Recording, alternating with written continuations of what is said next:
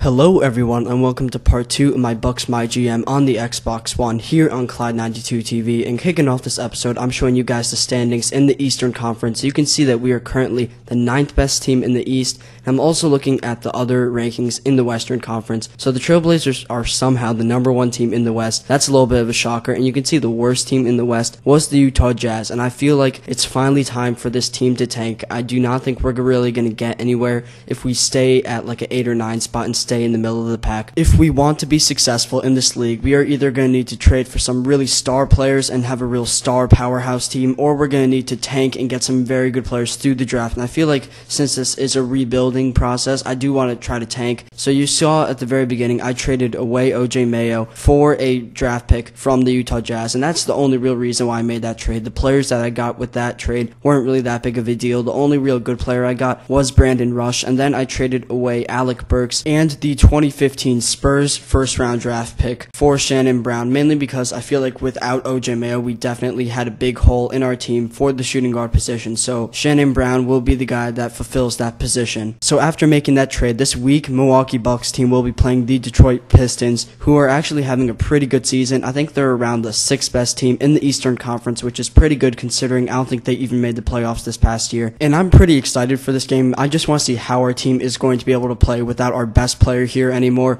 OJ Mayo was definitely a key part in our offense as shown in the last episode, and without him here, our offense will have some holes in it. But I do think our team can still be somewhat successful. I do not expect us to make the playoffs by any means, but I do feel like we can still have a good couple games for the remainder of this season. And going into this game, we're playing the Detroit Pistons, as I said, but there's a whole bunch of storylines going into this game. The first one is Brandon Knight facing off against his old team, so he's going to try to prove his worth against them. And you also have Brandon Jennings playing against his old team. And I remember last offseason, the Bucks just refused to re-sign that guy just because of the big payroll he wanted. So starting off this game, Larry Sanders going into the paint and scoring. If you guys remember last episode, he didn't score, I don't think, the entire game. In this game, he was just playing like a beast. Here, Shannon Brown is kicking the ball off to him down in the paint for that finger roll basket. The score is 6-4, and both teams started off pretty cold at the beginning of this game. And my strategy going into this game was really centered around the pick and roll offense, as you can see right there with another poster by Larry Sanders. And the main reason why I changed the game plan was mainly because we can't really stretch the floor as much as we used to be able to when OJ Mayo was around. He was a good shooter and he could also drive into the basket, and Shannon Brown just does not have that same capability. So you can see Ersan Ilyasova pushing the ball up court and getting that free throw to go. The score is 4-13 at the beginning of this game. The Pistons just cannot seem to get any type of offense going, and here's Giannis Antetokounmpo kicking it out to Norris Cole, and Norris Cole is just having a phenomenal year so far. He's definitely better in this game than his rating suggests. Here is Urepko just shooting right in front of Sanders' face. He's going to hit that shot down, but we still have a 7-point lead. Keith Bogans is missing a 3-pointer the following play, and the Pistons are going to push the ball up court. Bynum is taken in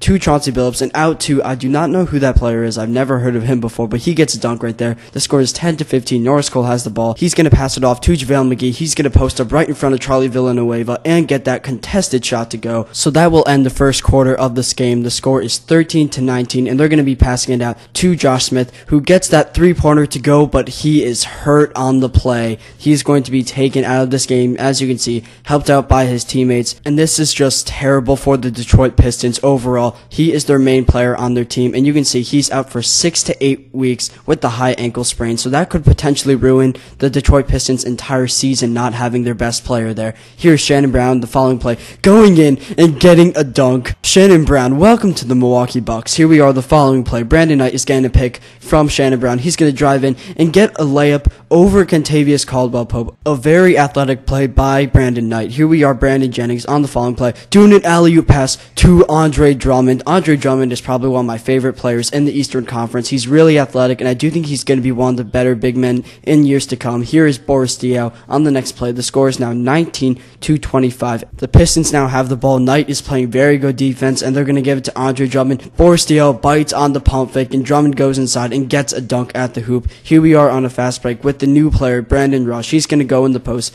kick it out to Shannon Brown, who's going to see a cutting Brandon Knight, who's going to get that layup to go in the paint. The score is now 21-27. Here is Andre Drummond again being covered by Boris Diaw. They're going to give it to Brandon Jennings on the left side, being left wide open for three. I have no idea why he was so open. And here the Detroit Pistons have taken the lead. The score is 30-27. Here's Carlos Delfino getting an open shot, missing it. But look at Norris Cole getting the tip in, running from the right side of the court and somehow getting that to go. Here Norris Cole is the following play, getting blocked on the fast break. This is the Pistons' chance to take away all of the momentum in this game. Here is Rodney Stuckey passing it out to Monroe. Brandon Jennings drives in, and Andre Drummond again, his second alley-oop of the game, and we're only in the second quarter. Now the Bucks have the ball. Norris Cole is going to give it off to Brandon Rush, who's going to drive in, and they're going to leave Norris Cole wide open at the three-point line. You know he's going to make that shot, and it's only a one-point game. Here we are with a minute 40 left in the second quarter. Carlos Delfino has the ball out to Ersan Ilyasova, and he's being left open for three. The Detroit Pistons need to play us up on the three-point line if they want to have a chance here. Now Carlos Delfino has the ball, and he's going to have it taken away when I try doing a spin move with him. Rodney Stuckey's going to take it inside, take a little shot near the left side of the basket, and get that one to go. So we will go into the second half with the score of 41-41. The best player right now for both teams has been Larry Sanders. He already has 8 rebounds and 14 points, so he will most likely get a double-double in this game. And here's Brandon Knight at the start of the second half, just driving right through the defense and getting a dunk. So that's a very good way to start off the second half for the Milwaukee Bucks. And here Brandon Knight is on the following possession, getting a three-pointer, increasing our lead to 5 points. But the Pistons have something to say about that. They're going to give it to Greg Monroe, and that's a huge mismatch, putting Chris Copeland on him. You know Greg Monroe is going to win that matchup 9 out of 10 times. So the lead has been trimmed down to 2 points, and Rodney Stuckey will find Brandon Jennings open for another three-pointer. I think he had around 4 three-pointers by the end of this game, and for some reason they had Rodney Stuckey on Giannis Antetokounmpo, and we're later going to take advantage of that mismatch. But there's JaVale McGee getting a fadeaway on Andre Drummond. They're going to give the ball to Chauncey Billups here inside. He's going to give it out to Rodney Stuckey for 3. He will miss that, but Greg Monroe is there to pick up the slack and get that to go. With a bit under 3 minutes left to go in this third quarter, Bynum has the ball. He's going to cross over Keith Bogans, get inside, and get that layup to go. About a minute later in this game, Norris Cole has the ball. He's going to run out to the right side, find Ersan Ilyasova, and you can see he actually pushes away Greg Monroe a little bit before giving it to Ilyasova. So we are now down by 4 points. We're going to give it to JaVale McGee in the post. He's going to drive in and get that contested right-handed hook shot to go. Now with 45 seconds left, Larry Sanders has the ball. When his post move fails, he kicks it out to Norris Cole, who's going to pass it in to Carlos Delfino, and when they bite on that pump fake, you know we're going to score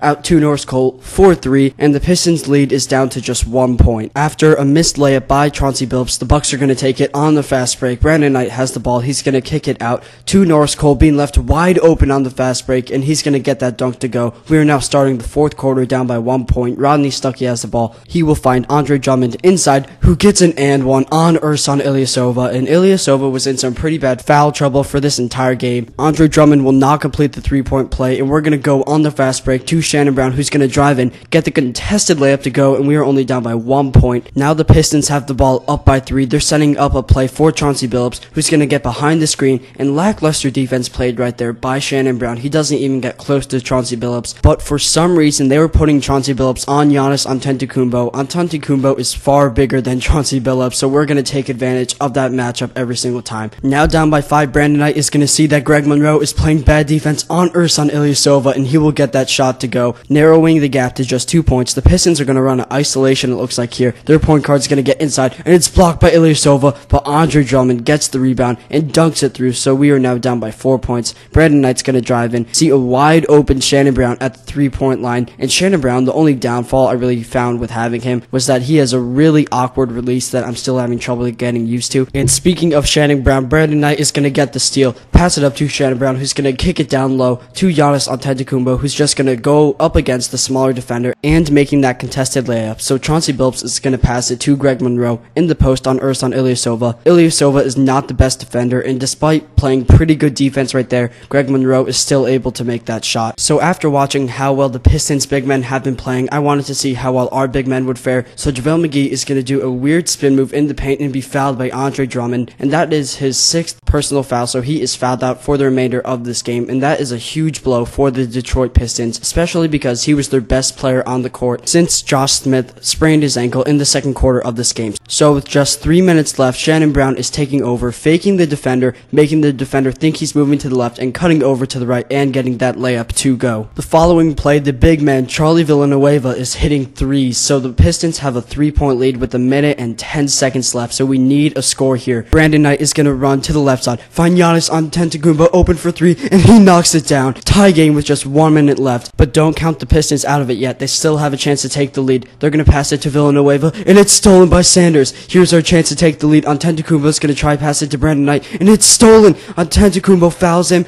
and they're going to get foul shots. A boneheaded mistake by Giannis Antetokounmpo, the rookie for this year, and you can tell he's scratching his head after that play. The first free throw is made, so we are going to need to score the following play. Here's the second free throw, and that one is made as well, so it's a 2-point game. Brandon Knight is giving it to Boris Diaw, and we're giving it to Larry Sanders. In the clutch, he's going to drive in on Charlie Villanueva and get the shot to go. Tie game, 93-93, 30 seconds left. Here's Brandon Jennings, the following play, and it's stolen by Brandon Knight. He's going to pass it up to Giannis Antetokounmpo. In the clutch, he's going to try to give it to Norris Cole, and it's stolen away. And what's he doing? He makes the same mistake. I accidentally press X again, and I cause him to foul. Here's Brandon Jennings again at the foul line, making free throws. You know he's going to make these. He's probably one of the most clutch free throw shooters in the entire league. He makes the first. The second is about to come. He's going to shoot it. It is up, and he misses it. Here is the Bucks' chance to win the game. Do we milk the clock, or do we just try to get a quick shot off? Norris Cole is running to the right side, out to Boris Diaw, and you know who we're going to try to get the ball to in this situation. Larry Sanders is coming up on the right side. He's going to go in the post, and he is fouled by Greg Monroe. He has 2 free throws right now. If he makes both of these, the game will be over for the most part. Larry Sanders makes the first free throw. It all comes down to this. 7 seconds left. Here is Sanders for the second free throw. It's up, and he bricks it with the C+ rating shot, and he bricks the shot. Here's the Pistons' last chance to win the game. 6.7 seconds left. They're going to give it to Rodney Stuckey. He's going to roll out to the right side. I'm bringing the help defense. The shot's up, and he makes it. The Pistons take a 2-point lead with just seconds left in the game. 1 second left. We're giving it to Ersan Ilyasova. He gets out the foul line, and he misses the shot. The Detroit Pistons will walk out of this game with a win. An amazing play by Rodney Stuckey with just seconds left in the game. Your final score is 96-94. The thriller in Milwaukee. What a crazy game. By far the best game in the series so far, considering that we've only had 2 games up to this point, and the Bucks are just in shock. Had Larry Sanders made that free throw, we would have been going into overtime rather than walking out of here with a loss. So after that game, we will be simming a couple weeks into the month of January. The next game in this series will be up against a team that we recently had a trade with. It will be up against the Utah Jazz, led by OJ Mayo. So we will simulate those weeks, and our record will go from 8-10 to 12-19. So a very rough simulation for the Milwaukee Bucks. We are now the number 13 team in the Eastern Conference, so we're getting closer and closer to being the worst team in the Eastern Conference, which on one hand is a bad thing, but on the other hand, it will lead to a better draft pick, or a possible better draft pick. You guys may also see that despite having OJ Mayo, the Utah Jazz are still the worst team in the West. Also, during this simulation, Ersan Ilyasova suffered from an injury that he will be out for 1 to 2 weeks, so we do need a new kind of better defender on the team to sort of replace him. He's not going to be the starter, but we are going to sign Metta World Peace to a 1-year, $1.62 million contract, and he will be coming off the bench, and JaVale McGee will be the new starting power forward, but we just need some better defensive presence on our team. So I hope you guys are excited for the next episode in this series to see Metta World Peace's debut with the Milwaukee Bucks. I hope you guys had a fun time watching this video. Be sure to have a great day. God bless you guys.